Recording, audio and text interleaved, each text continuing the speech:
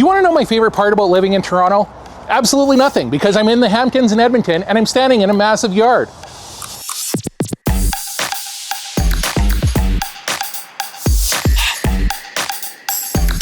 And for those confused residents of the GTA, a yard is an area usually behind your house where you can congregate with friends, outdoors, with grass and plants. This house has 3 bedrooms, 2.5 bathrooms, and central AC, so you don't have to get all sweaty during the summer, unless you're into that. Come on, come on.